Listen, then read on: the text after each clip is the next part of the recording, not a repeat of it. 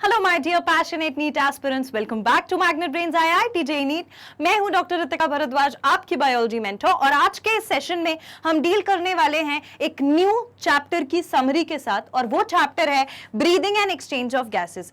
Breathing and exchange of gases जो है ये बहुत इंपॉर्टेंट क्राइटेरिया है एक ह्यूमन बीइंग की या किसी भी लिविंग ऑर्गेनिज्म की लाइफ के लिए, लेकिन इसके कुछ बहुत सारे एस्पेक्ट्स हैं जिनको हमें जानना जरूरी है।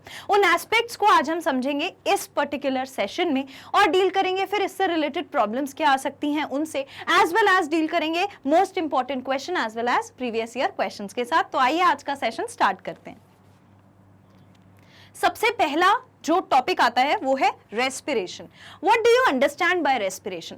देखो, ये तो सबको मालूम है कि भाई ब्रीदिंग अलग चीज है, रेस्पिरेशन अलग चीज है, पर क्या रेस्पिरेशन ब्रीदिंग जैसे हमें क्रिस्टल क्लियर रहता है कि एक्सचेंज ऑफ गैसेस है, एक बायोफिजिकल या फिर एक बायोमैकेनिकल प्रोसेस है जहां पर सिर्फ एक्सहेलेशन और इनहेलेशन होना है और एक्सचेंज ऑफ गैसेस होकर के ब्रीदिंग हो जाएगा। पर क्या इतना ही क्रिस्टल क्लियर हमें रेस्पिरेशन समझ में आता है? तो वो ज्यादा इंपॉर्टेंट है क्योंकि क्वेश्चन रेस्पिरेशन साइड से ज्यादा बनते हैं। रेस्पिरेशन क्या होता है? रेस्पिरेशन होता है जो फूड आपने खाया है उस फूड को आप यूटिलाइज करते हो। यूटिलाइज कैसे करते हो? ऑक्सीजन लेते हो, ऑक्सीजन की प्रेजेंस में उस फूड का ब्रेक डाउन करते हो, ब्रेक डाउन करके उसमें से एनर्जी रिलीज होती है और वो एनर्जी आप यूटिलाइज करते हो अपनी बॉडी में। This is the process of respiration. Simple layman terms में रेस्पिरेशन होता है break down of the substrate in presence of oxygen to utilize और to release the energy which can be utilized for the body function या activity of the body. तो ये चीज होती है रेस्पिरेशन। अब रेस्पिरेशन जो है उसमें जब मैं बोलती हूँ कि सबस्ट्रेट या फूड का ब्रेक डाउन हो रहा है इन प्रेजेंस ऑफ ऑक्सीजन तब जाके एनर्जी बन रही है, तो एक्चुअली में हो क्या रहा है? एक्चुअली में हो ये रहा है कि जो फूड हमने खाया उसमें से हमने ग्लूकोज ले लिया है, उस ग्लूकोज का अब ब्रेक डाउन किया है। किसने किया है? ऑक्सीजन ने किया है। और जब ये ब्रेक डाउन होगा तो जो प्रोडक्ट बनेगा वो product is what we will obtain. वो प्रोडक्ट हमें मिलेगा और उसमें हमने ये प्रोसेस किया क्यों? ताकि उस प्रोडक्ट से हमें एनर्जी मिल सके in the form of ATP, adenosine triphosphate, जहां पर कुछ बाय प्रोडक्ट्स भी रिलीज होंगे, यानी कि कार्बन डाइऑक्साइड रिलीज हो सकता है, वाटर रिलीज हो सकता है। अब ये तो हो गया जब हमारे पास ऑक्सीजन प्रेजेंट था, और तब क्या होगा जब ऑक्सीजन प्रेजेंट नहीं होगा? तो फिर बिना ऑक्सीजन के प्रेजेंस में भी ब्रेकडाउन होगा ग्लूकोज का, पर इनकम्प्लीट ब्रेकडाउन होगा और वहां पर हमें जो एनर्जी है वो थोड़ी कम मिलेगी और बाकी प्रोडक्ट ज्यादा बनेंगे, जैसे कि एब्सेंस ऑफ ऑक्सीजन में बन जाएगा लैक्टिक एसिड, और अगर हम ईस्ट सेल की बात करें तो वहां पर बन जाएगा इथेनॉल। ये मैंने तीन चीजें आपको रेस्पिरेशन के बारे में बता दी, जिसे आप कैसे जानते हो। रेस्पिरेशन मैंने बता दिया क्या प्रोसेस होता है। अब मैंने बोला एब्सेंस ऑफ ऑक्सीजन और प्रेजेंस ऑफ ऑक्सीजन में होने वाला है, यानी कि एरोबिक और एनारोबिक रेस्पिरेशन होने वाला है। अब जब भी ये एनारोबिक और एरोबिक रेस्पिरेशन होगा तो इसके अंदर फिर वही साइकिल्स आ जाएंगी। कौन सी वाली? अपनी Krebs cycle, electron transport chain, glycolysis, which are very important. ठीक, आइए अब इसको थोड़ा सीक्वेंस में, अभी हमें एक कंसेप्ट मिल गया है कि हम क्या पढ़ने वाले हैं, अब इसको थोड़ा डिटेल में देखते हैं। It is an oxidative process. Respiration एक ऑक्सीडेटिव प्रोसेस है involving oxidation of food substance, जिसमें फूड सब्सटेंस ऑक्सीडेशन होने वाला है। सच एज कार्बोहाइड्रेट, मैंने बोला था ग्लूकोज को तोड़ देते हैं, फैट्स को भी तोड़ते हैं और प्रोटीन्स को भी तोड़ते हैं विद इन द टिश्यू। ये सब कहां हो रहा है? टिश्यू के अंदर, या तो सेल के साइटोप्लाज्म में होगा या फिर माइटोकॉन्ड्रिया में होगा, इससे बाहर कहीं नहीं होगा। इसीलिए लिखा है with in the tissue to form carbon dioxide, water and consequent release of energy. ये मैंने आपको ऑलरेडी बता दिया। ठीक, अब आता है released energy is temporarily stored as ATP. जब एनर्जी रिलीज होती है तो एटीपी के फॉर्म में रिलीज होती है, एडिनोसाइन ट्राइफॉस्फेट के फॉर्म में, एडिनोसाइन ट्राइफॉस्फेट के फॉर्म में एनर्जी रिलीज हो जाती है। अब बात आती है कि भाई ये हमारे पास ग्लूकोज था, ये रिएक्शन कैसे हुई? ग्लूकोज था C6H12O6, वो ऑक्सीजन के साथ कंबाइन करता है तो बना देता है carbon dioxide, water and energy, और एनर्जी किस फॉर्म में निकलती है? एटीपी के फॉर्म में।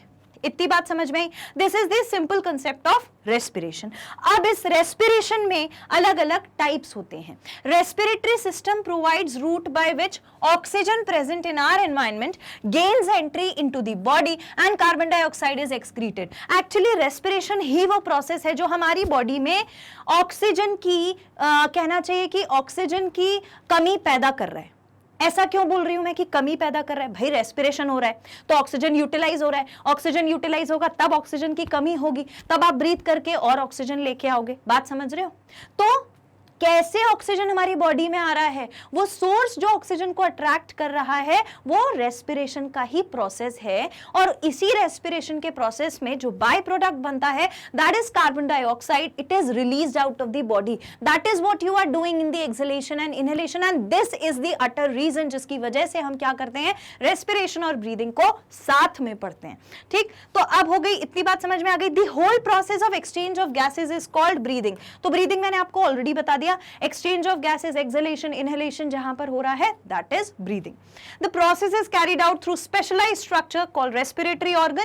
ऑब्वियसली इसके लिए बहुत स्पेशलाइज्ड एक हमें पूरा सिस्टम चाहिए, तो उसको हम रेस्पिरेटरी सिस्टम बोलते हैं, which includes respiratory organ which differ among organism. और डिफरेंट ऑर्गेनिजम्स में ये डिफरेंट होता है। जो पानी में रहने वाले ऑर्गेनिजम्स हैं, एक्वेटिक लाइफ को जो एग्जिबिट करते हैं, उन ऑर्गेनिजम्स के अंदर respiratory system exchange of gases कैसे करा सकता था? तो या तो उनके पास गिल्स हैं या उनके पास स्किन ऐसी बनाई हुई है कि भाई आप स्किन से गैशियस एक्सचेंज कर लो। तो अलग अलग ऑर्गेनिजम्स में अलग अलग टाइप के ऑर्गन्स प्रेजेंट है जो रेस्पिरेशन का प्रोसेस करवाएंगे, जो ब्रीदिंग का एक्चुअली प्रोसेस करवाएंगे। बात समझ में आ गई? Next, respiration may be of two type. एक है एनारोबिक रेस्पिरेशन, दूसरा है एरोबिक रेस्पिरेशन, जिसके बारे में अभी मैंने आपको बताया। Anaerobic respiration is without oxygen. ये क्या है? इसके पास ऑक्सीजन नहीं है। अब है रेस्पिरेशन दैट रिक्वायर्स ऑक्सीजन, वो है एरोबिक रेस्पिरेशन। ये प्रोसेस कैसे होती है वो देखेंगे। पहले ग्लूकोज ले लेते हैं, ठीक है? ग्लूकोज होता है 6 कार्बन का कंपाउंड। ग्लूकोज के पास कितने कार्बन है? They have 6 carbon. ठीक, अब इस ग्लूकोज का जब ब्रेकडाउन होता है, when the breakdown of this glucose takes place, ठीक, तो उस ब्रेकडाउन का प्रोसेस कहां पर होता है? ब्रेकडाउन का प्रोसेस होता है इन साइटोप्लाज्म। साइटोप्लाज्म में ग्लूकोज का जब ब्रेकडाउन होता है तो 6 मॉलिक्यूल का कंपाउंड टूटकर 3 मॉलिक्यूल के कंपाउंड में बदल जाता है। और वो 3 मॉलिक्यूल का कंपाउंड क्या है? पायरुवेट। ठीक, पायरुवेट के पास कितने कार्बन है? It has 3 carbon in it. ठीक, अब इसमें 3 कंडीशंस हो सकती हैं। पहली कंडीशन ऐसी होगी जब हमारे पास क्या नहीं होगा, 1 मिनट। पहली कंडीशन ऐसी होगी जब हमारे पास कोई एक चीज मिसिंग है, मतलब कि हमारे पास 1 मिनट। एक कंडीशन ये, ठीक, अब देखो 3 कंडीशंस बनती हैं। एक कंडीशन ये बनेगी, एक कंडीशन ये बनेगी, एक कंडीशन ये बनेगी। And what are these conditions? ये कंडीशंस क्या क्या हैं? एक समय हो सकता है जब ऑक्सीजन हो ही ना, एब्सेंस ऑफ ऑक्सीजन हो, एब्सेंस ऑफ ऑक्सीजन। ऐसा कहां होता है? ऐसा होता है ईस्ट के अंदर, ऐसा होता है ईस्ट के अंदर। ठीक, दूसरी सिचुएशन होती है when there is lack of oxygen. Lack of oxygen ऐसा कहां होता है? ऐसा होता है मसल सेल के अंदर।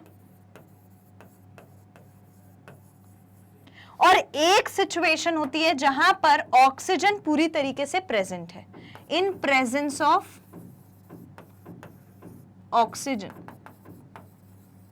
ठीक, प्रेजेंस ऑफ ऑक्सीजन में ये 3 सिचुएशन हो सकती हैं। तो ऐसी सिचुएशन जहां पर है ही नहीं ऑक्सीजन लेकिन ग्लूकोज पायरुवेट में बदल चुका है, तो वहां पर अब क्या बनेगा? तो वहां ईस्ट के केस में बनता है इथेनॉल। इथेनॉल प्लस कुछ एनर्जी रिलीज होगी, कार्बन डाइऑक्साइड बनेगा। Carbon dioxide plus energy. अच्छा, एनर्जी को मैं हाईलाइट कर देती हूं, ठीक है? एनर्जी, ठीक। दूसरी सिचुएशन में क्या होगा? जहां पर लैक ऑफ ऑक्सीजन है वहां पहला प्रोडक्ट बनेगा लैक्टिक एसिड, और लैक्टिक एसिड के साथ रिलीज हो जाएगी एनर्जी। ठीक। तीसरी सिचुएशन जहां पर प्रेजेंस ऑफ ऑक्सीजन है, तो प्रेजेंस ऑफ ऑक्सीजन में क्या बनेगा, बहुत सारी एनर्जी बनेगी, कार्बन डाइऑक्साइड बनता है, वाटर बनता है और बनते हैं एनर्जी मॉलिक्यूल्स। ठीक, दोनों ऊपर वाले केसेस में एनर्जी जो बनेगी वो कम बनेगी और सबसे ज्यादा एनर्जी बनेगी यहां पर, मतलब 38 एटीपी बनेंगे। कितने एटीपी बनेंगे, 38 ATP, adenosine triphosphate, that too 38 in number. Clear, ये हो गया हमारा रेस्पिरेशन का प्रोसेस। अलग अलग types of respiration, different types of respiration. Clear,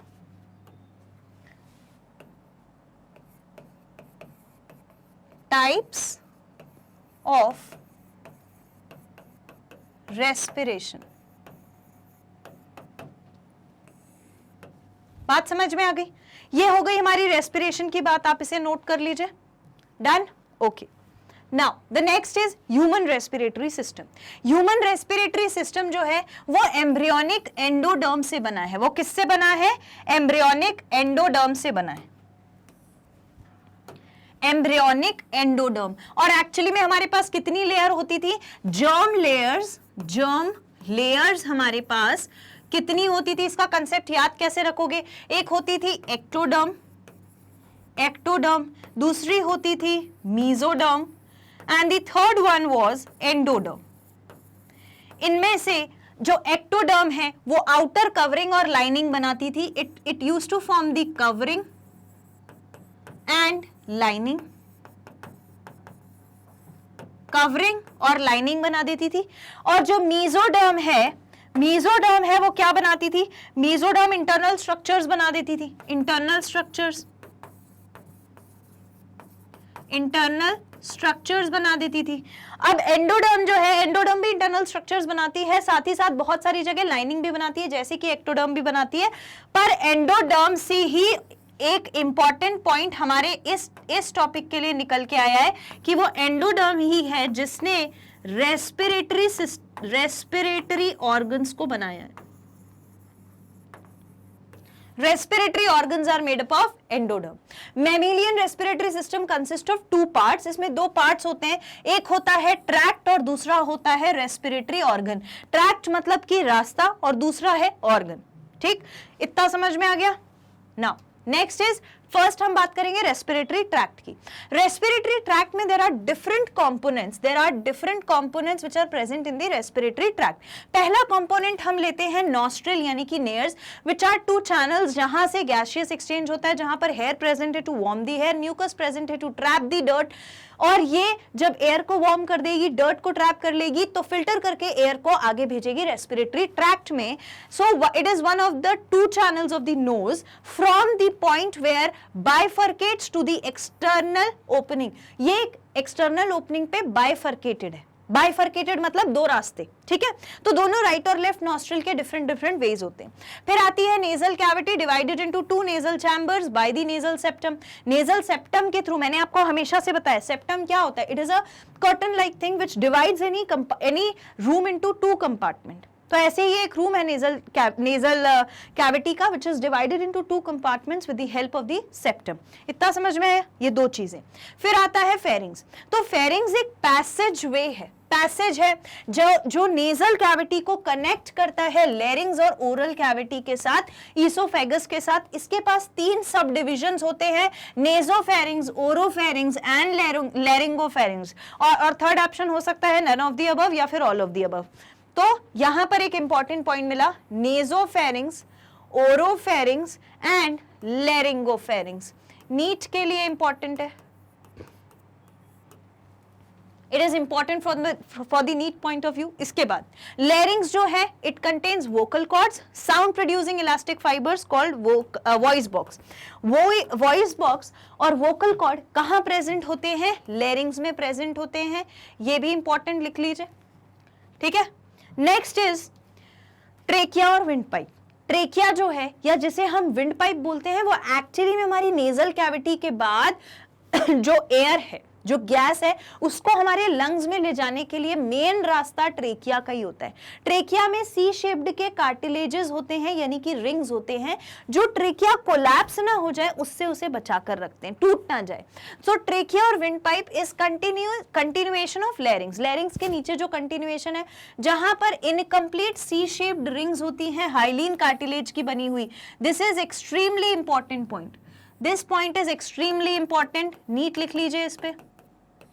hyaline cartilage की बनी हुई सी शेप रिंग है। म्यूकोजा जो होता है ट्रेकिया का, उसमें सीलिएटेड सीडोस्ट्रैटिफाइड एपिथेलियम होती है जो म्यूकस सेक्रीट करती है। और म्यूकस क्यों सेक्रीट कर रही है?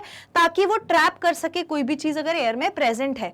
तो goblet cells containing mucus secreting goblet cell which help in pushing mucus out. Goblet cells होते हैं जो म्यूकस प्रोड्यूस करते हैं, कहां पर? ट्रेकिया में।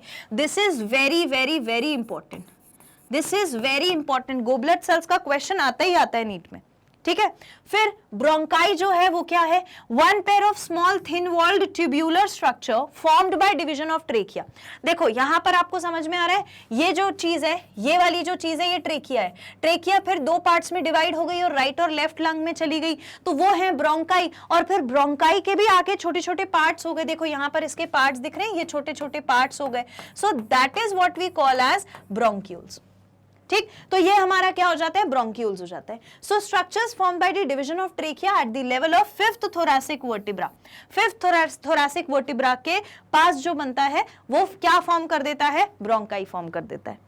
क्लियर? नेक्स्ट आता है ब्रोंक्यूल। ब्रोंकाई जो है वो जब डिवाइड होके लेफ्ट और राइट लंग में चली जाती है, तो आगे जब उसके जाके छोटे छोटे पाथवेज बनते हैं तो उसे हम क्या बोलते हैं? ब्रोंक्यूल्स बोलते हैं। ब्रोंक्यूल्स जो है वो गैस किसको ले जाकर दे देते हैं? एल्व्यूलाई को ले जाकर दे देते हैं। So they are formed by the subdivision of tertiary bronchi. वो जो ब्रोंकाई था उसके सब डिविजन से बना है, तो स्मॉलर ब्रांचेस बनी होती हैं इसकी। After repeated branching one of the smaller bronchial enter into lung lobule called by lobular bronchi, bronchiole. Lobular bronchiole क्यों बोल रहे हैं? देखो यहां पर अच्छे से समझ में आ रहा है, ये है लोब्यूलर ब्रोंक्यूल, ठीक है, जो छोटे छोटे एल्व्यूलाई में गई हुई है। तो जो एल्व्यूलाई में जाएगी हमने उसे टर्मिनल बोला है, और बड़े वाले ब्रोंक्यूल को बोला है लोब्यूलर ब्रोंक्यूल।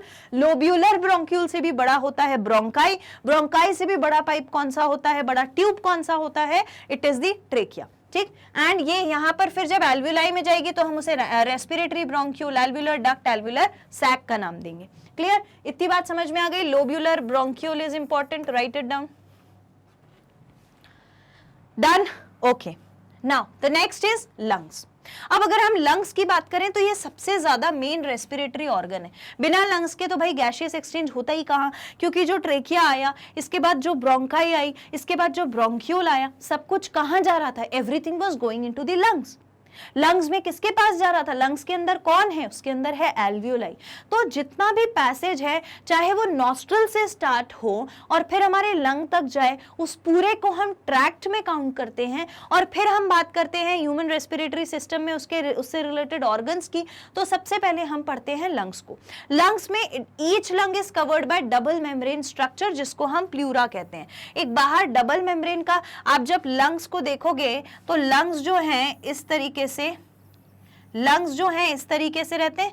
यहां पर अपना वो ट्रेकिया, ब्रोंकाई और फिर ब्रोंक्यूल्स इस तरीके से प्रेजेंट होंगे, ठीक। तो ये जो हमारे लंग्स आपको दिख रहे हैं, इसमें एक डबल लेयर का स्ट्रक्चर होता है, एक डबल लेयर का स्ट्रक्चर होता है। उस डबल लेयर के स्ट्रक्चर को हम क्या कहते हैं? प्लूरा। क्या कहते हैं? Pleura.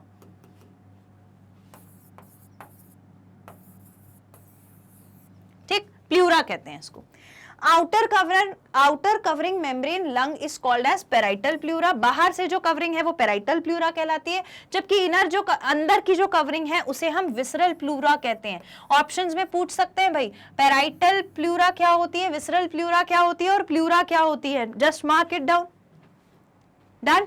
Okay. Now the next is in humans right lung has 3 lobes, इसीलिए कहते हैं right lung is larger than the left lung. क्यों? क्योंकि जब आप इसका डिवीजन देखते हो, तो वहां पर आपको वो दिखते हैं, पार्टीशंस दिखते हैं। तो पार्टीशन ऐसे दिखते हैं 1 2 3 और यहां पर 2 ही दिखते हैं, तो ये 1 ये 2 ये 3 ये 1 ये 2, इस तरीके से पार्टीशन दिखते हैं। तो राइट साइड वाले में, अभी मैं ऐसे खड़ी हूं तो राइट साइड वाला ये है, राइट साइड वाले में देयर आर 3 लोब्स, जबकि टू साइड वाले में देयर आर 2 लोब्स, मतलब दूसरा लेफ्ट साइड वाले में देयर आर 2 लोब्स, 2 लोब्स है लेफ्ट साइड वाले में। तो इसीलिए कहते हैं कि ये वाले साइड का जो लंग होता है वो लार्ज होता है एज कंपेयर टू ये वाले साइड का लंग, ये स्मॉल होता है। और यहाँ पर अगर आप इसे ध्यान से देखोगे तो यहाँ पर आपको लंग जो है वो थोड़ा सा डेविएटेड लगता है, थोड़ा सा डेविएटेड लगता है इस तरीके से, और ये वाला सीधा रहता है। ऐसा क्यों? ऐसा इसीलिए कि यहाँ पर हमारा हार्ट सिचुएटेड रहेगा, यहां पर हमारा हार्ट सिचुएटेड रहेगा, इस तरीके से हार्ट जो है वो टिल्टेड रहेगा, ठीक। तो वो कहां पर टिल्टेड रहेगा? लेफ्ट साइड में टिल्टेड रहेगा, इसीलिए ये थोड़ा सा छोटा होता है। कौन सा वाला? लेफ्ट वाला लंग, और राइट वाला लंग थोड़ा बड़ा होता है। बट हम जब इसको देखते हैं टेक्निकली तो हमें लोब्स दिखते हैं, और लोब्स के बेसिस पर हम इन्हें डिफरेंशिएट करते हैं। दी एल्वियोलाई, एल्वियोलाई कहां पर प्रेजेंट है? अब इस लंग्स के अंदर एल्वियोलाई ही तो प्रेजेंट है, पूरे लंग्स में एल्वियोलाई, छोटे छोटे बैग लाइक स्ट्रक्चर प्रेजेंट है। आप ऐसा समझ लो जैसे होली पे वो जो अपन वाटर बलून खेलते हैं ना, वैसे छोटे छोटे बैग्स हैं। अब उसमें गैसियस एक्सचेंज होता है। So alveoli are ultimate structural and physiological units of lungs. They are lined by, इनमें flattened non ciliated squamous cell होते हैं। अब ये पूछ सकते हैं कैसे सेल्स होते हैं? Flattened non ciliated squamous cells are present. Write it down, लिख लिया इतना? Fine. So now the next is diaphragm. Diaphragm क्या होता है? एक डोम शेप्ड स्ट्रक्चर होता है। डोम शेप का स्ट्रक्चर ऐसा दिखता है, इस तरीके का, और ये डोम शेप का स्ट्रक्चर हमारी थोरैसिक कैविटी को हमारी एब्डोमिनल कैविटी से डिवाइड करता है, डिवाइड कर देगा थोरैसिक कैविटी और abdominal cavity. Chest cavity is thoracic cavity, और जहां पर स्टमक, डाइजेस्टिव सिस्टम के ऑर्गन्स रहते हैं उसको हम कहते हैं एब्डोमिनल कैविटी। तो डायफ्राम एक डोम शेप्ड मस्कुलर ऑर्गन है, मस्कुलर स्ट्रक्चर। और आपको पता है जो हिकअप्स आते हैं, यानी कि जो हिचकी आती है, वो भी डायफ्राम की वजह से ही आती है। ऐसा क्यों? डायफ्राम एक इडियोपैथिक मूवमेंट शो करती है। डायफ्राम एक इडियोपैथिक मूवमेंट शो करती है। इडियोपैथिक मूवमेंट, इडियोपैथिक मूवमेंट, ऐसा मैं नहीं कहती, ऐसा आपकी बुक्स कहती हैं। इडियोपैथिक मूवमेंट मतलब ऐसा मूवमेंट जिसका कोई औचित्य ही नहीं बनता। इडियोटिक मूवमेंट है, हमें नहीं पता वो क्यों कर रही है, पर वो कर रही है। और वो जब ऐसा मूवमेंट करती है तो आपको हिकअप्स फील होते हैं, यानी कि हिचकी आती है, ठीक है। तो डायफ्राम का इडियोपैथिक मूवमेंट कॉजेज हिकअप्स, ठीक। अब डायफ्राम एक डोम शेप्ड का मस्कुलर स्ट्रक्चर है जो सेपरेट कर रही है, देखो मैंने बोला था थोरैसिक कैविटी एब्डोमिनल कैविटी को सेपरेट करती है, which helps in breathing by changing the volume of the lung, और हमेशा ब्रीदिंग में हेल्प करती है, यानी कि एक्सहेलेशन और इनहेलेशन में हेल्प करती है। And how does it help for the exhalation and inhalation? जो डोम शेप्ड स्ट्रक्चर होता है, अगर वो कंप्रेस हो जाएगा नीचे की तरफ तो वॉल्यूम हमारे जो थोरैसिक कैविटी है उसका इंक्रीज हो जाएगा, और वॉल्यूम इंक्रीज होने से there will be a space for gas to get in. और अगर ये डोम शेप्ड स्ट्रक्चर वापस अपने शेप ले ले तो वो जो वॉल्यूम है वो रिड्यूस हो जाता है। वॉल्यूम रिड्यूस होने से क्या होगा? लंग्स पे प्रेशर पड़ेगा, एल्वियोलाई पे प्रेशर पड़ेगा, and you will expel out the gas. That is how exhalation and inhalation takes place, जिसमें रिस्पॉन्सिबल होती है हमारी diaphragm for the change in volume of the thoracic cavity. It is the characteristic of mammals. Diaphragm is supplied by phrenic nerve. ये important है कि कौन सी nerve हमारे डायफ्राम को ब्लड सप्लाई करती है। So it is the phrenic nerve that supplies the blood to the diaphragm. This is important, write it down. Done? Okay. Now the next is mechanism of breathing. How does the breathing takes place? पहले हम बात करेंगे external respiration की। External respiration का मतलब क्या होता है? जहां पर एक्सचेंज ऑफ गैसेस हो रहा हो between blood and the air. It is a physical process which involves intake of oxygen and giving out of carbon dioxide. External respiration में सिर्फ गैसियस, आप समझ लो गैसियस एक्सचेंज होने वाला है, गैसियस एक्सचेंज होने वाला है। बाहर से कौन आ जाएगा? Oxygen will come inside and carbon dioxide will move outside, ठीक। इसके बाद क्या होगा? Next is internal respiration. Internal respiration का मतलब होता है जो सेल के अंदर रेस्पिरेशन हो रहा है। How does it takes place? Process in which gases are exchanged between blood and tissue fluid. Blood और टिश्यू फ्लूइड के बीच में अगर एक्सचेंज हो रहा है गैसेस का, यानी कि ऑक्सीजन का या कार्बन डाइऑक्साइड का, between the tissue fluid and cell, तो cellular respiration is the process by which cell uses oxygen for metabolism. अब ये मेटाबॉलिज्म क्या है? जो अभी मैंने थोड़ी देर पहले रेस्पिरेशन की आपको इक्वेशन लिखकर बताई थी, that is metabolism which includes catabolism as well as anabolism. What is catabolism? Breakdown of a particular substance for a purpose is catabolism। और अगर कोई चीज बन रही है, if there is the synthesis of anything inside the body in the form of a reaction, तो हम उसे कहते हैं anabolism। तो metabolism is of two type, catabolism and anabolism, and anyhow respiration में metabolism का process लगेगा ही, because it is the reaction that is taking place inside your body which gives off carbon dioxide as a waste, जो carbon dioxide को waste की तरह, by product की तरह body से बाहर कर देता है। So this is external and internal respiration. Done. Now the quantities of air that the lung can receive, hold or expel under different conditions are called pulmonary or respiratory volume। This is very important। ये NEET में question पूछा जाता है कि pulmonary volume क्या होता है या respiratory volume क्या होता है। तो वॉल्यूम की जब हम बात करते हैं तो it is the total amount of everything, total quantity of air जो प्रेजेंट है लंग्स में, यानी कि जितना लंग्स रिसीव कर सकता है, जितना लंग्स अपने अंदर होल्ड कर सकता है, या फिर जितनी एयर वो एक्सपेल आउट कर सकता है, टोटल वॉल्यूम जो बता दे, दैट इज पल्मोनरी वॉल्यूम और respiratory volume. And combination of two और more pulmonary volumes are called pulmonary capacities. अगर हम ये होल्डिंग कैपेसिटी या रिसीविंग कैपेसिटी को ले लें एक साथ, या फिर हम रिसीविंग कैपेसिटी और एक्सपेलिंग कैपेसिटी को एक साथ ले लें, या फिर होल्डिंग कैपेसिटी और एक्सपेलिंग कैपेसिटी को एक साथ ले लें, तो जब हम दो वॉल्यूम्स को एक साथ रख देते हैं तो उसको हम क्या कहते हैं? पल्मोनरी कैपेसिटीज बोलते हैं। Apparatus commonly used to measure pulmonary volume is a spirometer और respirometer। ये इंपॉर्टेंट है, इस स्लाइड में बहुत सारी बातें इंपॉर्टेंट है। पहला रेस्पिरेटरी वॉल्यूम इंपॉर्टेंट है, दूसरा पल्मोनरी कैपेसिटी इंपॉर्टेंट है सेकेंड नंबर पे, थर्ड नंबर पे स्पायरोमीटर या फिर रेस्पायरोमीटर इंपॉर्टेंट है of breathing which is known as spirogram. और रिकॉर्डिंग जब इसे करते हैं तो वो किससे करते हैं? स्पायरोग्राम की मदद से करते हैं। ये कुछ यूनिक चीजें हैं जो क्वेश्चंस में पूछी जाती हैं। Right it down. All right, now the next is respiratory volumes and capacities। So there are certain set of volumes, there are certain set of capacities which are included when the respiratory things are calculated। तो हम क्या क्या उनको देखते हैं। 4 हमारे पास respiratory volumes हैं। There are 4 respiratory volumes। पहला है tidal volume, दूसरा है inspiratory reserve volume, tidal volume, दूसरा है inspiratory reserve volume, then we have expiratory reserve volume that is ERV, residual volume that is RV, and फिर ये तो हो गई हमारी क्या? वॉल्यूम्स। इसके बाद हमारे पास रेस्पिरेटरी कैपेसिटीज होती हैं कुछ। What are respiratory capacities? एक होता है इंस्पायरेटरी कैपेसिटी, दूसरा होता है फंक्शनल रेसिड्यूअल कैपेसिटी जिसको हम FRCs बोलते हैं, वाइटल कैपेसिटीज होता है जिसे VC कहते हैं, और टोटल लंग कैपेसिटी होता है। सो ये जो 4-5 कैटेगरीज हैं, यानी कि हमारे पास 4 रेस्पिरेटरी वॉल्यूम्स हैं और हमारे पास 4 रेस्पिरेटरी कैपेसिटीज हैं। इन वॉल्यूम्स या कैपेसिटीज से हम जो कैलकुलेशन करते हैं उससे हम लंग्स का वर्किंग कैलकुलेट कर लेते हैं। तो ये इंपॉर्टेंट है, दिस इज इंपॉर्टेंट। हमने इस चैप्टर में इन्हें पढ़ा हुआ है, दिस इज वेरी इंपॉर्टेंट। जब हम इस चैप्टर की समरी पढ़ने जाते हैं तो हमारे पास ये 4-5 पॉइंट्स हमें दिमाग में रखने होते हैं। इसे नोट कर लीजिए। डन? ओके।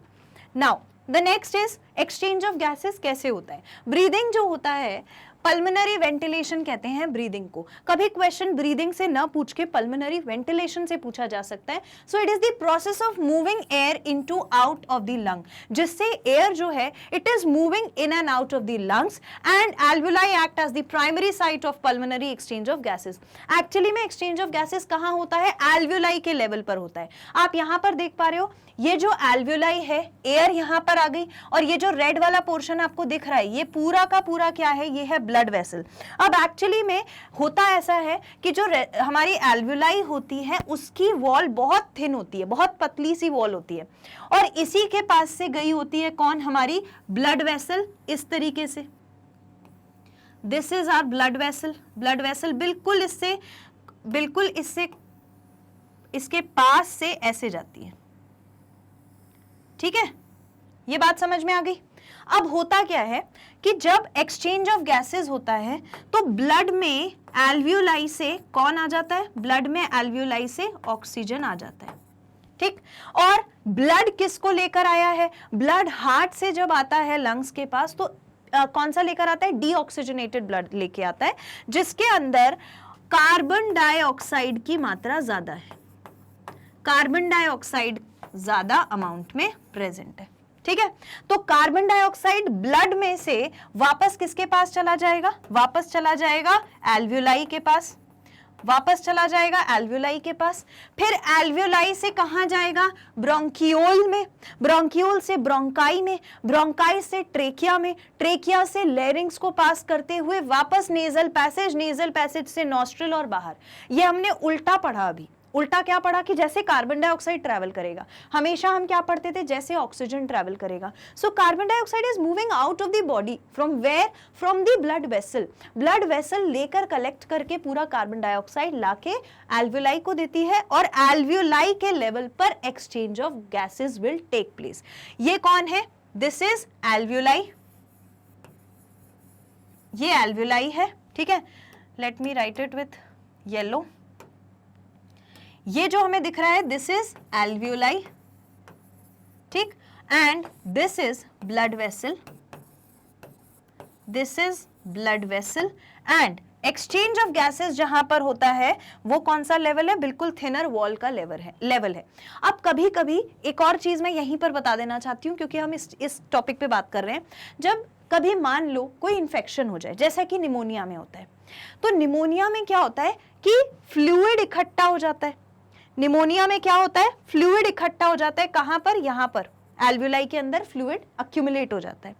जब फ्लूइड यहां अक्यूमुलेट होता है तो क्योंकि एल्वियोलाई की वॉल बहुत थिन होती है, तो वो उस वॉल में या तो कोई बैक्टीरियल या फंगल इन्फेक्शन करा देता है, जिसकी वजह से ये वॉल जो है ये रप्चर होने लगती है, जिसकी वजह से ये वॉल क्या होने लगती है, रप्चर होने लगती है, ठीक है, ये वॉल रप्चर होने लगती है। सो वो रप्चरिंग बहुत वर्स्ट सिचुएशन में होती है। पर आपने अक्सर देखा होगा कि जितने लोगों को बहुत लॉन्गर ड्यूरेशन के लिए निमोनिया रहता है, उन लोगों में बैक्टीरियल इन्फेक्शन और फंगल इन्फेक्शन के चांसेस बहुत ज्यादा हो जाते हैं, क्योंकि फ्लूइड पूरे टाइम अक्यूमुलेटेड है, ऑक्सीजन भी वहां आ रहा है, कार्बन डाइऑक्साइड भी आ रहा है, in which oxygen is more important for the bacteria also, for the fungi also.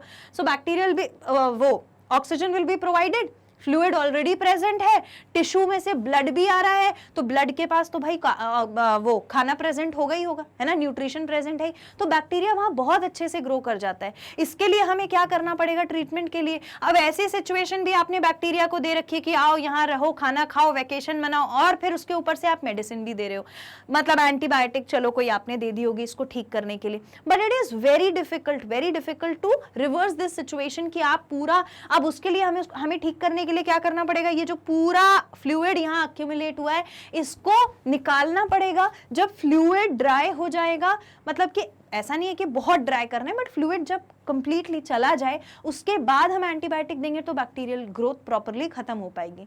ये एक बहुत बड़ा कंसेप्ट है, इसीलिए निमोनिया इज वेरी मतलब ऐसा कहना चाहिए काफी सिवियर होता है, ठीक है। ये बात समझ में आ गई। ब्रीदिंग का एक्सचेंज कैसे होता है गैसेस का।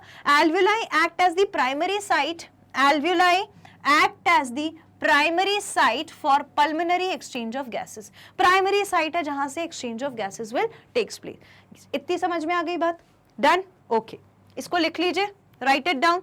ये वाला जो डायग्राम है this is also very good diagram, इसको भी आप देख के समझ सकते हैं, हालांकि मैंने आपको बना के बताया है, clear. Now the next is exchange of gases also occur between blood and tissue। Obviously blood and tissue में भी होता है। कैसे होता है भाई, ये हमारा टिश्यू प्रेजेंट है, ये टिश्यू के सेल्स हैं, ठीक, ये टिश्यू के सेल्स हैं, ऐसे ही बहुत सारे सेल्स प्रेजेंट होंगे, ऐसे ही बहुत सारे सेल्स प्रेजेंट होंगे, ये और भी सेल्स हैं, ये और भी सेल्स हैं, ठीक है। इसके पास से ब्लड वेसल गई होगी, क्योंकि भाई ब्लड वेसल ही तो प्रोवाइड करेगी पूरा न्यूट्रिशन। यहां से ब्लड वेसल गई हुई है जो क्या लेकर जा रही है, ब्लड लेकर जा रही है। ब्लड लाई कहां से है, हार्ट से लेकर आई है। जब हार्ट से ब्लड आता है तो उसके पास इनफ ऑफ ऑक्सीजन प्रेजेंट होता है, न्यूट्रिएंट्स प्रेजेंट होते हैं। अब इस लेवल पर हर सेल, मैं इसको ऐसे दूसरे कलर से बता देती हूँ तो आपको ज्यादा अच्छे से समझ में आएगा। हर सेल अपने अंदर का कार्बन डाइऑक्साइड दे रहा है किसको, ब्लड वेसल को। क्या दे रहा है, कार्बन डाइऑक्साइड यहां से टिश्यू से ब्लड में जाएगा, और ब्लड से कौन जाएगा, ब्लड से ऊपर जाएगा, ब्लड से सेल में जो जाएगा वो कौन है, ऑक्सीजन है, which will go inside the tissue, ठीक है। तो एक बार गैसियस एक्सचेंज वहां एल्वेलाई और ब्लड वेसल के बीच में हो रहा है, ब्लड के बीच में, और एक बार गैसियस एक्सचेंज टिश्यू के जो सेल्स हैं या जो टिश्यू है उसके बीच में और ब्लड वेसल के बीच में हो रहा है। तो ये दो तरह गैसियस एक्सचेंज देखने को मिलता है। Solubility of gases as well as the thickness of membranes involved in diffusion are important factors that can affect the rate of diffusion. अब एनी हाउ, चाहे ये गैसियस एक्सचेंज एल्वेलाई के साथ हो, चाहे ये गैसियस एक्सचेंज टिश्यू के साथ हो। अभी ये क्या था, ये ध्यान रखना, हाँ, ये टिश्यू था और यहां पर ये कौन है, हमारी ब्लड वेसल। चाहे इस जगह हो या फिर हमारे कौन से लेवल पर हो, हार्ट और एल्वेलाई और ब्लड वेसल के लेवल पर, दोनों ही केसेस में, दोनों ही जगह क्या होगा, अगर ये वॉल जो है वो पतली नहीं होगी, मान लो ये टिश्यू का जो मेम्ब्रेन है जिससे ये गैसियस एक्सचेंज हो रहा है वो बहुत पतली, बहुत थिन होनी चाहिए, तभी बहुत अच्छे से डिफ्यूजन हो पाएगा। सिमिलरली एल्वेलाई के पास भी बहुत थिन वॉल होनी चाहिए, तभी इजीली डिफ्यूजन का प्रोसेस हो पाएगा। So anyhow the thickness और the thinness of the wall is very important for exchange of gases. इतनी बात समझ में आ गई, सबको आ गई, okay. Now the next is transport of gases in blood कैसे होता है। रेस्पिरेटरी मेम्ब्रेन जो होती है उसकी लिमिट होती है, has a limit of gaseous exchange between alveoli and pulmonary body. इसे हम कहते हैं कैपेसिटी, इसे हम क्या कहते हैं, capacity. This is important, capacity पूछा जा सकता है। रेस्पिरेटरी मेम्ब्रेन के पास एक लिमिट होती है गैसियस एक्सचेंज को कराने के लिए। एल्वेलाई और पल्मोनरी ब्लड मतलब जो हमारे पास ब्लड लेकर आई है, एल्वेलाई के पास ब्लड वेसल, उन दोनों के बीच में जितना भी गैसियस एक्सचेंज होगा उसकी एक लिमिट होती है जिसे हम कैपेसिटी कहते हैं। It is called diffusing capacity, ठीक। एंड ब्लड ट्रांसपोर्ट जब होता है ऑक्सीजन का, oxygen from the respiratory organ to the tissue cell and also transport carbon dioxide from the tissue cell respiratory membrane से। अभी मैंने जो आपको ये वाला ट्रांसपोर्ट बताया, इसी ट्रांसपोर्ट की बात हुई है कि रेस्पिरेटरी कैपेसिटीज यानी कि रेस्पिरेटरी एक्सचेंज, ब्रीदिंग या फिर गैसियस का जो एक्सचेंज हुआ है वो टिश्यू और ब्लड वेसल के लेवल पर भी देखने को मिलता है। क्यों, कैसे मिलता है, क्योंकि टिश्यू, देखो टिश्यू किस चीज का बना है, सेल का बना है। अब सेल हमेशा काम कर रहा है, सेल के अंदर हमेशा प्रोसेस चल रही है। वो प्रोसेस क्या करेगी, वो प्रोसेस से बाय प्रोडक्ट तो बनेगा ही बनेगा। बाय प्रोडक्ट, जब सपोज करो मसल का एग्जांपल ले लेते हैं, जब मसल का सेल बहुत सारा काम करता है और उसके पास प्रॉपर ऑक्सीजन अमाउंट नहीं पहुंच पाता, तो आपको याद है लैक्टिक एसिड बन जाता था। अब जब लैक्टिक एसिड बन जाता है तो उसके साथ कोई बाय प्रोडक्ट भी तो बनेगा, या कोई भी रेस्पिरेशन होगा तो बाय प्रोडक्ट तो बनेगा। बाय प्रोडक्ट क्या है, कार्बन डाइऑक्साइड। सेल को कार्बन डाइऑक्साइड चाहिए नहीं, तो सेल क्या करेगा या टिश्यू क्या करेगा, कार्बन डाइऑक्साइड पूरा का पूरा ब्लड को दे देगा, क्योंकि ये बॉडी से ब्लड हार्ट पे जाएगा, हार्ट से फिर लंग्स में जाएगा, लंग्स प्यूरिफाई करेगा यानी कार्बन डाइऑक्साइड हटा देगा और ऑक्सीजन ऐड कर देगा। फिर जब ऑक्सीजन लेकर आएगा तो इसी टिश्यू के पास वापस ब्लड आएगा और ऑक्सीजन सप्लाई कर देगा, फिर से कार्बन डाइऑक्साइड ले जाएगा, हार्ट को देगा, फिर लंग्स के पास जाएगा और क्या कर देगा, एक्सचेंज करा देगा। क्या इतनी बात समझ में आती है? बस यही चीज वहां पर भी बोली गई है, ठीक है। अब हम बात करते हैं transport of gases in blood कैसे होता है। तो सबसे पहले हम बात करेंगे ऑक्सीजन ट्रांसपोर्ट की।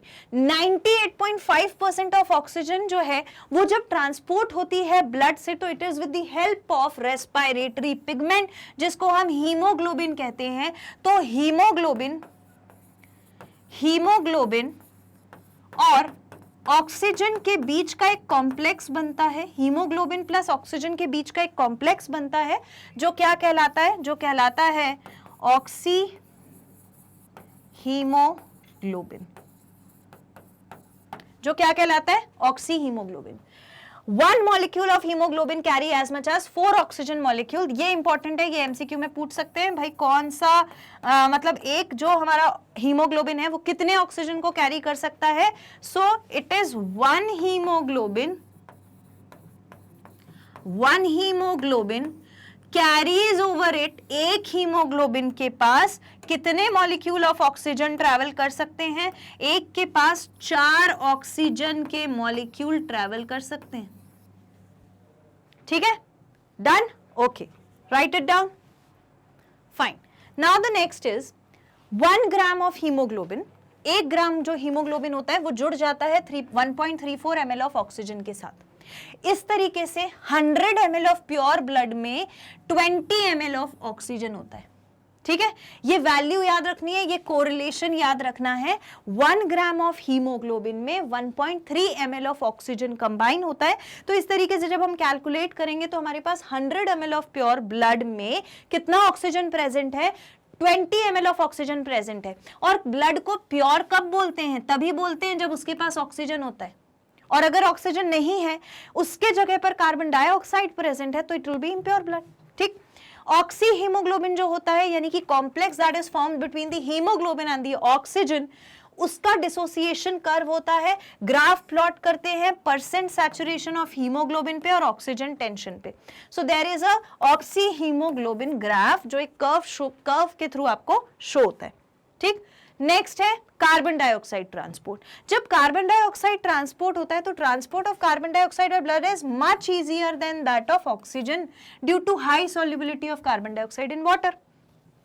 जब कार्बन डाइऑक्साइड ट्रांसपोर्ट होता है ब्लड से तो बहुत इजी क्राइटेरिया है कि ये जो ऑक्सीजन है इसकी हाई सॉल्युबिलिटी होती है कार्बन डाइऑक्साइड इन वाटर के कंपैरिजन में। 7% ऑफ कार्बन डाइऑक्साइड को ट्रांसपोर्ट कर देते हैं, कहां पर? प्लाज्मा में डिसॉल्व करके, and as carbamino haemoglobin, and 70% bicarbonates रहते हैं। जैसे हीमोग्लोबिन के साथ ऑक्सीजन जुड़ता है, वैसे ही अगर कार्बन डाइऑक्साइड मिलेगा तो कार्बन डाइऑक्साइड क्या बना लेगा?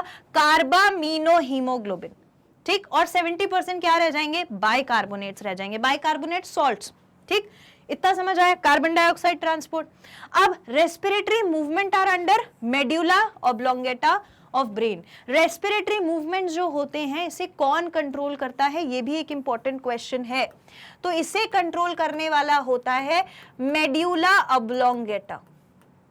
ठीक, basic rhythm of respiration is controlled by respiratory centre in brain stem. और ब्रेन स्टेम क्यों बोलते हैं? क्योंकि यहीं पर हमारे मेड्यूला प्रेजेंट होता है, जिसे हम मेड्यूला और पॉन्स कहते हैं। तो एक्चुअली में ये जो पूरा का पूरा रिदमिक कॉन्ट्रैक्शन हो रहा है या रिदमिक मूवमेंट जो हो रहा है रेस्पिरेशन के दौरान, इसे कौन कंट्रोल करता है? ब्रेन स्टेम में प्रेजेंट मेड्यूला और पॉन्स कंट्रोल करते हैं। Medullary rhythmic area can be divided into dorsal respiratory group, जिसको हम डीआरजी कहते हैं, एंड वेंट्रल रेस्पिरेटरी ग्रुप, जिसे हम वीआरजी कहते हैं। What are DRG and VRG? Ventral respiratory group and dorsal respiratory group. इतनी बात समझ में आ गई? मेडुला ऑब्लोंगेटा और पॉन्स बहुत इंपॉर्टेंट है, ये याद रखना है।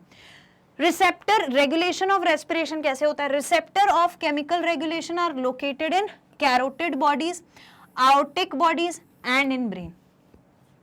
जो भी हमारा रिसेप्टर होगा, मतलब कि केमिकल रेगुलेशन जो होगा, इसकी इंफॉर्मेशन कहाँ प्रेजेंट है? ब्रेन में प्रेजेंट है, पर ब्रेन के साथ साथ आउटिक बॉडीज में और कैरोटिड बॉडीज में भी प्रेजेंट है। कैरोटिड और आउटिक बॉडीज कहाँ पर प्रेजेंट होती हैं? ये एक साथ सिचुएटेड होती हैं, एसोसिएशन में रहती हैं विद द हार्ट। कैरोटिड का मतलब ही होता है हार्ट। कैरोटिड आर्टरी भी कौन सी आर्टरी है? जो हार्ट से ब्लड लेके आती है। तो it is in a correlation, in association with the heart. Carotid और आउटिक बॉडीज जो हैं, they are responsible for detection of oxygen concentration in blood. Oxygen concentration, भाई आप मुझे एक बात बताओ, ब्लड को कैसे पता चलेगा कि भाई अभी हमको लंग्स के पास जाना है? या फिर ब्लड को कैसे समझ में आएगा, कैसे पता चलेगा कि ऑक्सीजन कॉन्सेंट्रेशन बॉडी में ज्यादा है, ब्लड में ज्यादा है या फिर कम है? तो वो बताने के लिए कौन होती है? कैरोटिड बॉडीज होती हैं, जो ऑक्सीजन का कॉन्सेंट्रेशन डिटेक्ट कर लेती हैं in blood and it affects on breathing.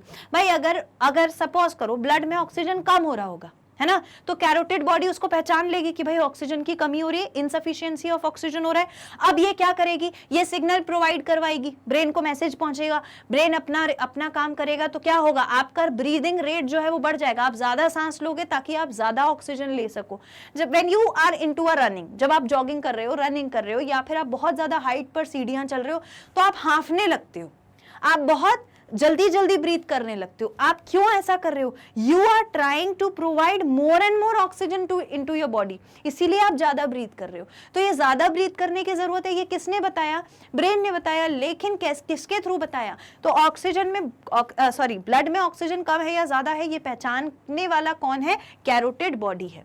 These are considered as peripheral chemoreceptors, इनको पेरिफेरल कीमोरिसेप्टर्स कहते हैं। पेरिफेरल क्यों, क्योंकि भाई ब्लड तो पूरे पेरिफेरी में, मतलब पूरी बॉडी में फ्लो हो रहा है, तो ये पहचान लेती है कि ब्लड में ऑक्सीजन कॉन्सेंट्रेशन कितना है। Blood oxygen does not direct affect on the respiratory centre of the brain. Blood में ऑक्सीजन कितना है ये डायरेक्ट ब्रेन पर अफेक्ट नहीं करता, पहले इसे कैरोटिड बॉडी पहचानती है। So this is very important. Carotid bodies important है, किसके साथ एसोसिएटेड रहती हैं, हार्ट के साथ एसोसिएटेड रहती हैं। अब हम कुछ डिसऑर्डर्स की बात करेंगे। पहला है ब्रोंकाइटिस। ब्रोंकाइटिस जो है, it is permanent swelling in the bronchi, हमेशा परमानेंट स्वेलिंग आ जाए अगर ब्रोंकाई में, तो उसे हम कहते हैं bronchitis. As a result of bronchitis, cough is caused and thick mucus with pus cells is spitted out. Pus cell के साथ थिक म्यूकस निकलता है अगर ब्रोंकाइटिस हुआ है। और ब्रोंकाइटिस जो है वो एक लॉन्ग टर्म इफेक्ट होता है, यानी बहुत जो लोग बहुत ज्यादा स्मोक करते हैं उनको आप देखना हमेशा उनकी खांसी बनी रहती है, किसी ना किसी टाइम पर आएगी। या फिर कभी ऐसे बहुत पोल्यूटेड एरिया में जो लोग रहते हैं उनको भी ब्रोंकाइटिस रहता है। सुबह जब सो के उठते हैं तो पूरे टाइम है ना कुछ सर्दी सर्दी जैसा, चाहे गर्मी का मौसम हो, चाहे सर्दी का मौसम हो, चाहे बारिश का मौसम हो, हर सीजन में उनको एक वो सर्दी वाला इफेक्ट, कोल्ड इफेक्ट बना रहता है, कफिंग इफेक्ट बना रहता है। तो ऐसा जरूरी नहीं है हर बार वो ब्रोंकाइटिस हो, but many of the times it is bronchitis. Bronchial asthma क्या होता है, एलर्जिक अटैक होता है ब्रेथलेसनेस का, एलर्जिक होता है। अस्थमा हमेशा एलर्जिक होता है और इसमें एक अटैक आता है ब्रेथलेसनेस का, जब सांस पूरी आदमी नहीं ले पाता। ठीक, associated with bronchial obstruction characterized by coughing and difficult breathing। और इसमें obstruction यानी कि ये रुका कहां पर है, तो ये कहां पर प्रॉब्लम क्रिएट करता है, bronchial obstruction होता है। ब्रोंकाई के अंदर कोई obstruction हो रहा है जिससे ब्रीदिंग प्रॉपर नहीं हो पा रही, इनसफिशिएंट ब्रीदिंग हो रही है, इसीलिए ब्रेथलेसनेस फील हो रहा है और कफिंग जरूर आएगा। कफिंग हमारी बॉडी का एक कहना चाहिए कि प्रोटेक्टिव मैकेनिज्म है। क्यों, क्योंकि वो क्या कर रहा है, हमारे सेल्स जो हैं वो कुछ भी कब प्रोड्यूस करते हैं, जब वो प्रोटेक्शन की कोशिश करते हैं। तो हमें समझ में आ जाता है, कफिंग होती तो समझ आता है ना कि भाई अब तबीयत खराब होने वाली है, अब सर्दी कुछ ज्यादा हो गई है, अब बुखार आ सकता है, अब हमें कोई और लेथार्जिक फील हो सकता है, बॉडी एक हो सकता है। सारी चीजें हमें कैसे पता चल रही, कफ से। ठीक है, तो अगर ये कफ हट गया, आपका पैसेज क्लियर हो गया, आपकी ब्रीदिंग अच्छी हो जाएगी। तो ये दो चीजें हैं ब्रोंकियल अस्थमा और ब्रोंकाइटिस में। ब्रोंकाइटिस परमानेंट लॉन्ग टर्म है जो ऑब्स्ट्रक्शन करवाएगा, जो प्रॉब्लम करवाएगा ब्रीदिंग में। लेकिन ब्रोंकियल अस्थमा एक एलर्जिक सिचुएशन है जहां पर एलर्जी के कारण आप ब्रेथलेसनेस फील करते हो, you are unable to breathe properly as well as coughing takes place. इतनी बातें समझ में आ गई। नेक्स्ट देखिए, नेक्स्ट है एम्फाइसीमा। सबसे ज्यादा पूछा जाने वाला, जो सबसे ज्यादा इंपॉर्टेंट है वो है एम्फाइसीमा। ये एक ऐसी कंडीशन है जहां पर walls separating alveoli break, resulting in reduction of surface area for the exchange of respiratory gases, heavy cigarette smoking leads to emphysema। बहुत ज्यादा heavy smokers में क्या हो जाता है, emphysema हो जाता है, जहां पर walls separating alveoli break, walls जहां पर एल्वेलाई की है वो ब्रेक हो जाती है, तो फिर रेस्पिरेशन बहुत मुश्किल हो जाएगा। भाई गैसियस एक्सचेंज होगा कैसे ब्लड में और हमारे एल्वेलाई में, वो नहीं हो पाएगा। फिर आता है निमोनिया। निमोनिया के बारे में अभी मैंने थोड़ी देर पहले भी बताया था जब मैंने आपको पढ़ाया था कि एल्वेलाई में से ब्लड वेसल के साथ कार्बन डाइऑक्साइड और ऑक्सीजन का एक्सचेंज कैसे होता है। तो it is acute infection. Acute infection मतलब कम समय में होने वाला, ऐसा नहीं है कि भाई 4-5 साल से इसे निमोनिया था, ऐसा कभी नहीं होता। कुछ समय में, अरे थोड़े दिन पहले इसको निमोनिया डिटेक्ट हुआ है। तो निमोनिया जो है वो अक्यूट इन्फेक्शन है जिसमें इन्फ्लेमेशन यानी कि स्वेलिंग आ जाती है, किसमें, एल्वियोलाई में। ठीक। And most common cause of pneumonia is pneumococcal bacterium, streptococcus pneumonia. ये दो बहुत इंपॉर्टेंट है, पूछ सकते हैं ऑप्शन में, इंपॉर्टेंट है नीट के लिए, इसको याद करना है। ठीक है, क्या हो रहा है निमोनिया में, एक अक्यूट इन्फेक्शन है, इन्फ्लेमेशन हो गया एल्वेलाई के अंदर, और जब ये इन्फेक्शन हो जाता है तो इसलिए फ्लूइड एक्यूमुलेट हो जाता है, कहां पर, अपने एल्वेलाई में। उसकी वजह से क्या होता है, ज्यादा सुपर एडेड इन्फेक्शन हो जाते हैं। सुपर एडेड इन्फेक्शन क्या होते हैं भाई, आप खुद सोचो, निमोनिया ने तो सिर्फ इतना कराया था कि भाई एक बैक्टीरिया आया था और उसने फ्लूइड जमा करवा दिया था, कहां पर, हमारे एल्वेलाई के अंदर। अब वो फ्लूइड जो है उस पे कोई भी बैक्टीरिया ग्रो हो रहा है, जो आ रहा है, मान लो आपने ब्रीथ किया, आसपास कोई बैक्टीरिया था छोटा मोटा, मान लो वो अंदर चला गया, अब वो जहां से भी आया हो वो ग्रो करने लग जाएगा, उसको वहां पे ब्लड के थ्रू न्यूट्रिशन मिल जाएगा, ब्लड के थ्रू ऑक्सीजन मिल जाएगा, फ्लूइड ऑलरेडी प्रेजेंट है, ह्यूमिड मिल रहा है, वार्म टेम्परेचर मिल रहा है, बढ़िया मजे से ग्रो करेगा। तो ये होता है super added infection which is seen in pneumonia. Pneumonia किसकी वजह से हो रहा है, pneumococcal bacterium and streptococcus pneumonia. Clear, done, okay. Next है lung cancer. Lung cancer, lung cancer, lung cancer. अच्छा, एक क्वेश्चन मैं बताती हूं, यहां पे एक क्वेश्चन बनता है, ऐसा जनरल क्वेश्चन है, आपको 4 डिसीजेस दी रहेंगी, उसमें से आपको बताना पड़ेगा कि सबसे ज्यादा कॉमन डिसीज कौन सी है। ठीक, तो उसमें ऐसे ऑप्शंस देते हैं जैसे कि लंग कैंसर हो गया, ठीक है, कार्डियोवैस्कुलर डिसीजेस हो गई, कार्डियोवैस्कुलर डिसीज मतलब हार्ट की डिसीजेस, इसके अलावा हो सकता है कार्डियक फेलियर दिया हो, इसके अलावा हो सकता है एक आध कुछ और दे दें, निमोनिया दे दें, ऐसा करके 4 ऑप्शन वो आपको बना के दे देंगे। तो हमेशा याद रखना, दुनिया में सबसे ज्यादा इस समय में जो डिसीजेस देखी जा रही हैं वो है कार्डियोवैस्कुलर डिसीजेस। आज के समय में सबसे ज्यादा प्रिवेलिंग अबंडेंट अमाउंट में जिसके पेशेंट मिल रहे हैं वो है कार्डियोवैस्कुलर डिसीज। मैडम ऐसा क्यों है, ऐसा इसीलिए है क्योंकि लाइफस्टाइल चेंज हो गया है। लाइफस्टाइल चेंज हो गया है मतलब everyone is running, no one has time for themselves, there is n number of junk food, there is less consumption of the proper vitamin, nutrients and proper vegetables। आप देखना अपना वो जो चैप्टर था डाइजेशन और अब्जॉर्प्शन वाला, वहां पर हमने कितना सारा देखा था कि कौन से विटामिन से क्या कमी हो रही है, कौन से प्रोटीन से क्या कमी होगी, कौन से फैट से क्या कमी होगी, कौन से मिनरल से क्या कमी होगी। तो n नंबर ऑफ वो लिस्ट मैंने आपको दी थी, उस लिस्ट के बगल में मैंने ये भी बताया था कि इसको फुलफिल करने के लिए क्या करना पड़ेगा। तो आप जब उसे फुलफिल करने का देखोगे ना तो वो सारी फुलफिलिंग क्राइटेरिया वही है जो सबकी मम्मियां कहती हैं पर कोई सुनता नहीं है। सब्जी खा लो, ठीक है, दूध पी लो, एग खा लो, अच्छी चीजें मतलब जितनी भी, ड्राई फ्रूट्स खा लो, आमंड्स खा लो, नट्स खा लो।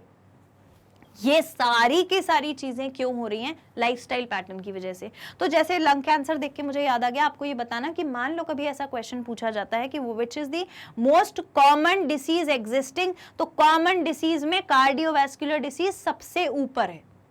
ठीक है, डायबिटीज हो अगर ऑप्शन में तो अलग बात है, कार्डियोवैस्कुलर डिसीज सबसे ज्यादा होती है।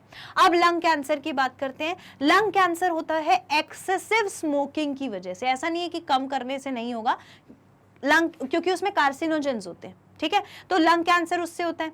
टिश्यू इंक्रीज लिमिटलेसली, ठीक, कभी भी किसी भी कैंसर में टिश्यू की ग्रोथ लिमिटलेस होती है। जैसे नॉर्मल हमारा सेल डिवाइड करता है, जैसे स्किन का सेल हो गया, बॉडी में किसी और पार्ट का सेल हो गया, तो उसमें नॉर्मल डिवीजन एक परफेक्ट अमाउंट पे चलता है ना, एक प्रॉपर दर पे डिवीजन हो रहा होता है। लेकिन जैसे ही लंग कैंसर हो जाता है, कैंसरस सेल हमेशा डबल ट्रिपल अमाउंट पर डिवाइड करती है और exaggerated form of tissue growth दिखती है, बहुत सारा टिश्यू एक साथ ग्रो हो जाता है, तो डिवाइड बहुत जल्दी करती हैं वो cell, which is called as malignancy. Tissue increase limitlessly, tissue बहुत ज्यादा इंक्रीज हो रहा है तो उसे हम कहते हैं मैलिग्नेंसी, और इन सेल्स को क्या बोलेंगे, मैलिग्नेंट सेल्स बोलेंगे। The blood capillaries are ruptured, blood starts flowing and death is caused by excessive bleeding. जैसे ही टिश्यू बहुत ज्यादा ग्रो होने लगेगा तो ऑब्वियसली इतना तो हमारा स्किन वगैरह, हमारी जो लेयर्स हैं, आउटलाइन है, जो कवरिंग है या जो लाइनिंग बनी हुई है बॉडी की, वो झेल नहीं पाएगी। ऐसा होगा तो क्या हो जाएगा, वॉल रप्चर हो जाएगी, एक्सेसिव ब्लीडिंग होगी, इंटरनली भी ब्लीडिंग हो रही है। अब जब बहुत ज्यादा ब्लीडिंग होगी तो ultimately a person may die due to this. ये होता है लंग कैंसर में। Just note it down, then we'll start with the next one. Okay, now the next is hay fever. Hay fever भी बहुत important है क्योंकि rare मिलता है। एलर्जिक डिसऑर्डर है नेजल लाइनिंग में। ये जो हे फीवर होता है इसमें जो हमारी नेजल लाइनिंग होती है उसमें वो बहुत सेंसिटिव होने की वजह से उसको एलर्जी हो जाती है। एलर्जिक फीलिंग वहां पर होती है।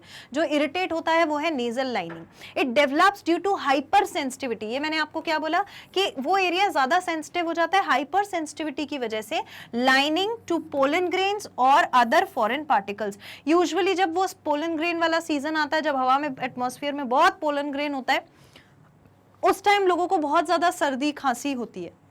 क्यों? क्योंकि that is a hay fever, वो एक एलर्जिक रिएक्शन है। There is nasal episode of sneezing that begins flowing allergy. आपने अक्सर देखा होगा कि है ना, अगर ये हे फीवर होता है तो इसमें क्या होता है कि जो भी इंसान धूल मिट्टी या फिर पेंट या फिर वो पोलन ग्रेन, इन चीज़ों पे जब बहुत एक्सपोज रहते हैं तो उनको बहुत ज़्यादा स्नीजिंग होती है, बहुत छींक आती है, बहुत स्नीजिंग होती है।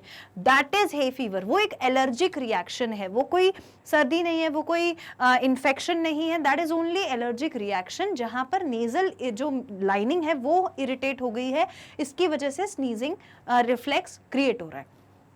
ये है हमारा hay fever. Done? Okay, so now we are done with the quick summary of the chapter breathing and exchange of gases। और अब बारी है इससे related important questions को solve करने की। तो आइए questions को solve करना start करते हैं। Let's see the first। So it says aerobic respiration increases the body's supply of। aerobic respiration के दौरान कौन सी चीजों का सप्लाई इंक्रीज हो जाता है? तो जब भी aerobic respiration होता है यानी कि respiration which takes place in the presence of oxygen, जहां पर ग्लूकोज का ब्रेकडाउन ऑक्सीजन के प्रेजेंस में होता है, वहां पर कौन सी चीजें बनती है? वहां पर एनर्जी बनती है, 38 मॉलिक्यूल्स ऑफ एनर्जी, हमको ATP मॉलिक्यूल्स मिलते हैं, कार्बन डाइऑक्साइड रिलीज होता है और H2O यानी कि वाटर रिलीज होता है। ऑप्शंस में क्या क्या दिए हुए हैं? Increase the body supply of, carbon dioxide increase होगा, वाटर इंक्रीज होगा, ATP इंक्रीज होगा या फिर ऑल ऑफ दीज। सो ये सारी ही चीजें, चाहे कार्बन डाइऑक्साइड हो, चाहे वाटर हो, चाहे वो ATP हो, ये सब कुछ रिलीज होगा। तो सही ऑप्शन हो जाएगा हमारा all of these, that is option D for this question. Clear? बात समझ में आ गई? इजी है, कुछ डिफिकल्ट नहीं है। Now see the next question. The next question is pharyngeal tonsils are located in. Pharyngeal tonsils जो होते हैं वो कहां पर लोकेटेड होते हैं? फेरेंजियल टॉन्सिल्स जो हैं, ध्यान रखना है ये बात कि फेरेंजियल टॉन्सिल्स जो होते हैं they are present, they are located in the nasopharynx। nasopharynx में प्रेजेंट होते हैं। they are located in the nasopharynx। Nasopharynx में ये प्रेजेंट होते हैं। ऑप्शंस देखिए, पहला ऑप्शन है नेजोफेरिंग्स जो सही है। ओरल कैविटी में टॉन्सिल्स प्रेजेंट नहीं है, नेजल कैविटी में भी प्रेजेंट नहीं है, एंड ओरोफेरिंग्स में भी क्यों प्रेजेंट होंगे? फूड वाले में भाई क्यों जाएगा? कहां जाएगा? नेजोफेरिंग्स में जाएगा। Option A is the right answer. Option A is the right answer for this question. Clear? Okay, now see the next question. Next question is which of the following is not a structural feature of the left lung?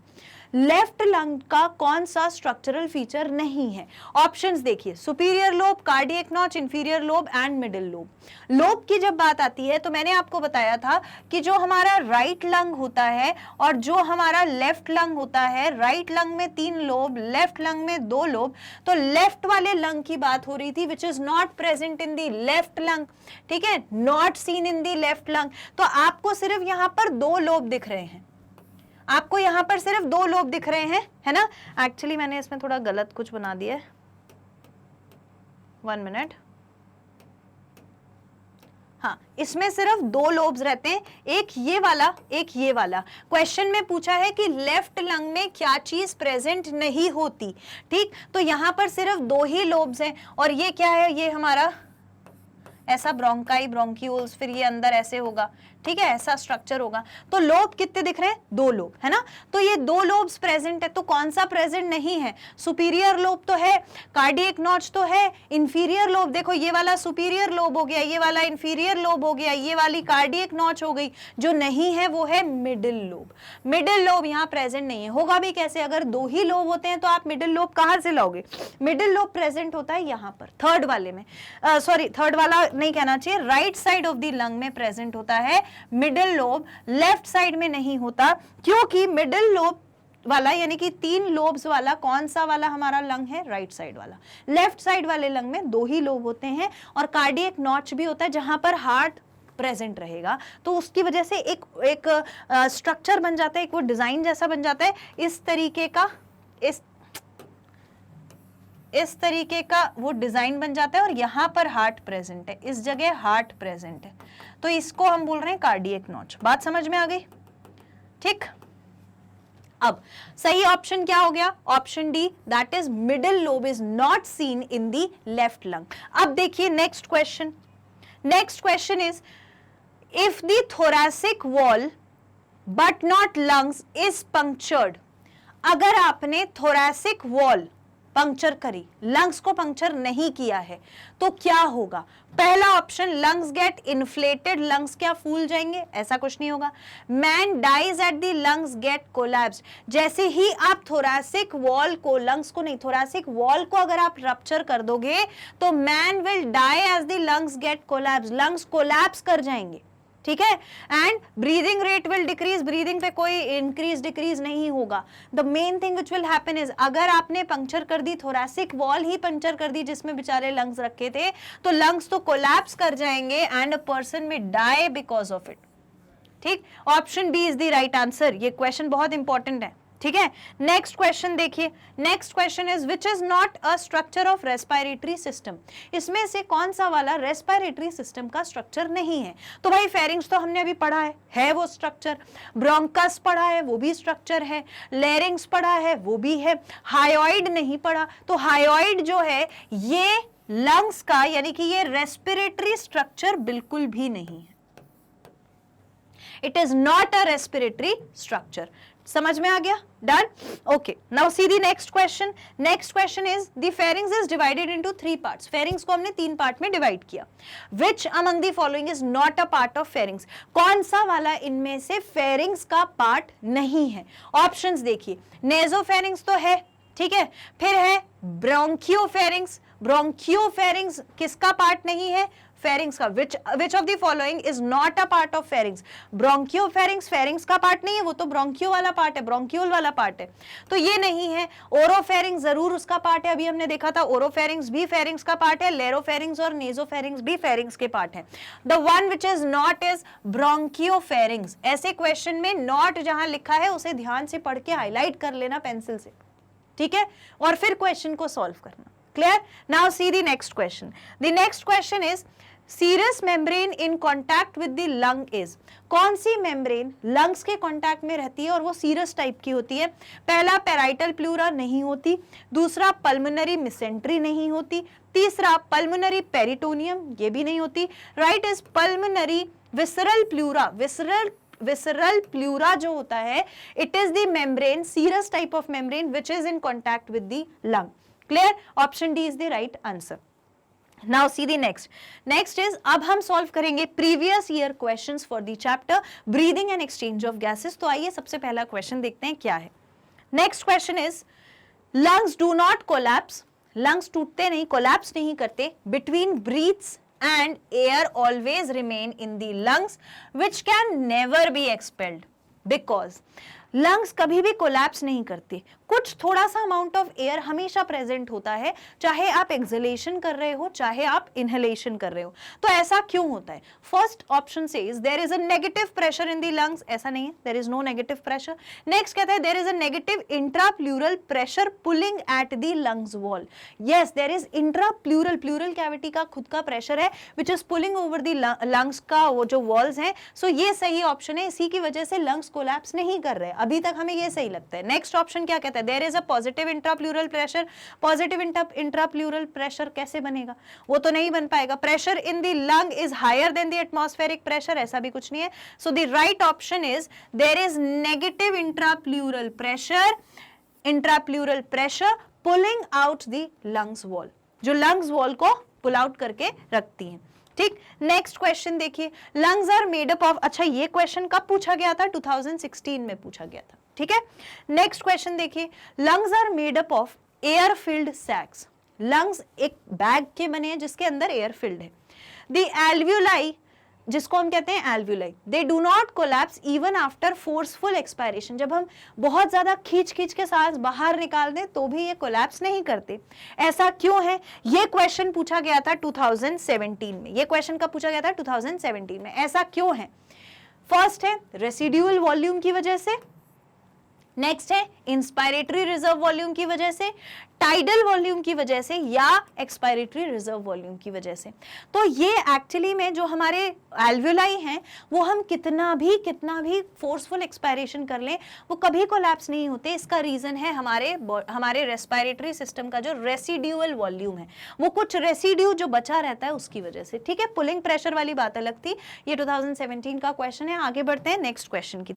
So next question is approximately 70% of carbon dioxide absorbed by the blood will be transported to the lungs. 70% जो carbon dioxide absorb होती है blood से वो it is transported through the lungs. ठीक है, options देखिए। As bicarbonate ion, किस तरीके से जाता है, बाइकार्बोनेट आयन के फॉर्म में जाता है। अपन ने बाइकार्बोनेट की बात भी करी थी, तो बाइकार्बोनेट आयन के फॉर्म में जाएगा। नेक्स्ट है in the form of dissolved gas molecule, नहीं। बाय बाइंडिंग टू एबीसी, ये भी नहीं। नेक्स्ट है बाय कार्बामिनो हीमोग्लोबिन, ये भी नहीं। So right option is it travels as bicarbonate. Option A is the correct answer, it travels as bicarbonate. ये question 2014 में पूछा गया था। ठीक है, नेक्स्ट क्वेश्चन देखिए। Next question is the partial pressure of oxygen in the alveoli of the lung is. Partial pressure जो है एल्व्यूलाई में, लंग्स में, वो किसके बराबर होता है। फर्स्ट है equal to that in the blood, no it is not equal to that in the blood. More than that in the blood, blood से ज्यादा होता है पार्शियल प्रेशर ऑक्सीजन का एल्व्यूलाई में, तभी तो डिफ्यूजन होगा और एक्सचेंज होगा। नेक्स्ट है less than that in the blood, blood से कम होता है। और फिर है less than that of carbon dioxide, ये भी नहीं। So right option is more than that in the blood. This is the question which was asked in 2016। ठीक है, अब नेक्स्ट क्वेश्चन देखिए। Next question is reduction in pH of blood will. अगर blood का pH reduce हो जाए तो क्या होगा, reduce the blood supply of the brain, blood supply of brain will not be affected with the pH. next है decrease the affinity of hemoglobin with oxygen, definitely अगर pH blood का कम हो जाए तो क्या होता है, ऑक्सीजन के साथ एफिनिटी कम हो जाती है। फिर release of bicarbonate ions by the liver, ऐसा कुछ नहीं है। Reduce the rate of the heart beat, ये भी नहीं होता। The right option is decrease the affinity of haemoglobin with oxygen. This question was asked in 2016। Next question देखिए। Next question is name the chronic respiratory disorder caused mainly by cigarette smoking. Cigarette smoking की वजह से सबसे ज्यादा chronic disorder कौन सा होता है, मैंने आपको बताया भी था, एम्फाइसीमा होता है। फर्स्ट देखिए, अस्थमा नहीं, रेस्पिरेटरी एसिडोसिस नहीं, रेस्पिरेटरी एल्कलोसिस नहीं। Right option is emphysema, option D is the correct answer. This was asked in 2016, इसीलिए डिसीजेस भी इंपॉर्टेंट है। नेक्स्ट क्वेश्चन देखिए। Next question is which of the following is an occupational respiratory disorder. Occupation की वजह से होने वाला respiratory disorder कौन सा है, पहला बॉट्यूलिज्म, नेक्स्ट है सिलिकोसिस, फिर है एंथ्रोसिस और फिर है एम्फाइसीमा। एम्फाइसीमा अभी हम डील कर चुके हैं, तो सही ऑप्शन क्या है, silicosis. It is the silicosis जिसकी जो क्या है, एक इंडस्ट्रियल रेस्पिरेटरी डिसऑर्डर है। This question was asked in 2018। Clear, okay. Now the next, fine. So we are done with all the important question, the summary and the previous year questions.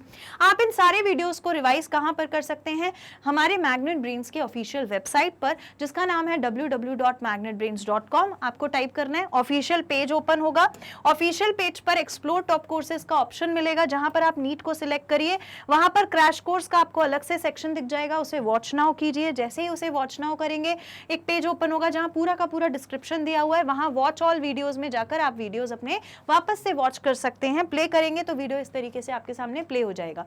ये जो crash course है ये बिल्कुल 100% free of cost available है। कहां पर? Magnet brains IIT JEE NEET के platform पर, बिल्कुल फ्री 100%। एंड आपको क्या करना है? लाइक कर देना है, सब्सक्राइब करना है और शेयर करना है इसे अपने सारे फ्रेंड्स और सिबलिंग्स के साथ। मैं आपसे मिलूंगी नेक्स्ट सेशन में, तब तक के लिए thank you so much, take care and keep studying.